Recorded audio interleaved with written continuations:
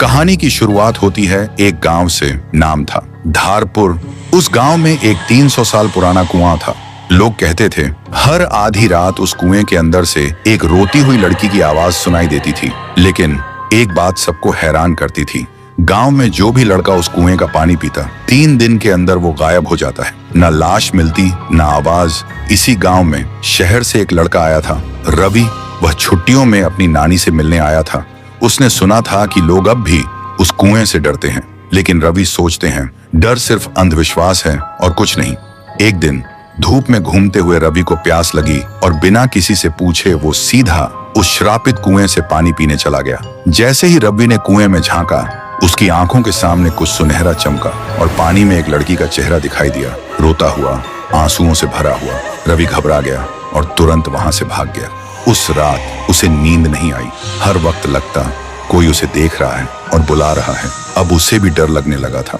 फिर सुबह रवि ने एक बुजुर्ग से पूछा, दादा, ये गांव का कुआं इतना डरावना क्यों है? बुजुर्ग हांफते हुए बोलते हैं, बेटा, ये कुआं इतना भयानक क्यों है और उस कुएं में ऐसा क्या है जो सिर्फ लड़कों को ही अपना शिकार बनाता है? आज तक इसका राज कोई समझ नहीं पाया। रवि बोलता है, तो क्यों ना हम एक तांत्रिक को बुला लें जो इस राज का पता लगा सके।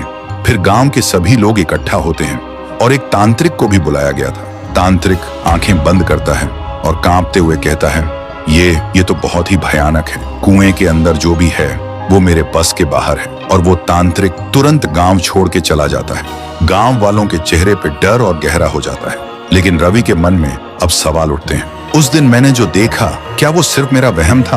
और आज तांत्रिक ने क्या देखा जो डर के भाग गया? उसी दिन अमावस्या की रात थी। रवि कुएं के पास एक पेड़ के पीछे छुप जाता है। ठीक आधी रात को कुएं के अंदर से एक अजीब सी आवाज आती है